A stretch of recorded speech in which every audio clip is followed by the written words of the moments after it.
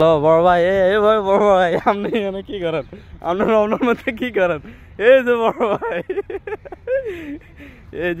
এই যে একটা ছেলে দেখেন এই রমনার মধ্যে কি খুঁজতেছে একা একা।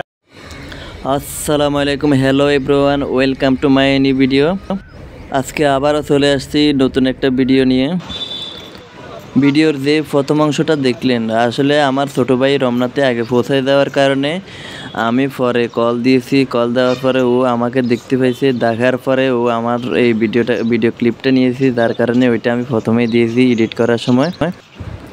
আর আজকে শুক্রবার, ছুটির দিন, তাই আমি, আমার ছোটো ভাই ও আমাদের এলাকার আর কয়েকজন ছোটো ভাই মিলে আমরা আজকে রমনাতে ঘুরতে আসছি। ঢাকাতে শান্তিপূর্ণ জায়গা হিসেবে আমার কাছে রমনা পার্কই মোটামুটি অনেক ভালো লাগে। কোনো দাম দর ভিড় নাই। তাছাড়া এখন আবার গ্রীষ্মকালে অনেক ধরনের ফুলে দেখা যায়, কিন্তু তার মধ্যে বেশি হলো কৃষ্ণচূড়া ফুল। এই কৃষ্ণচূড়া ফুলের কারণে রমনা পার্কের সৌন্দর্য আরও দ্বিগুণ বেড়ে গেছে।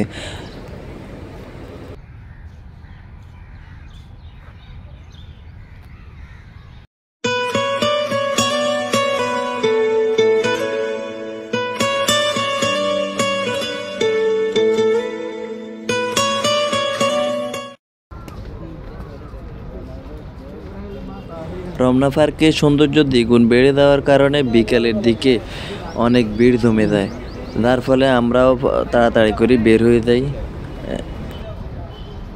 সো ভিউয়ার্স, আজ এ পর্যন্তই। আবার দেখা হবে নতুন কোনো ভিডিওতে।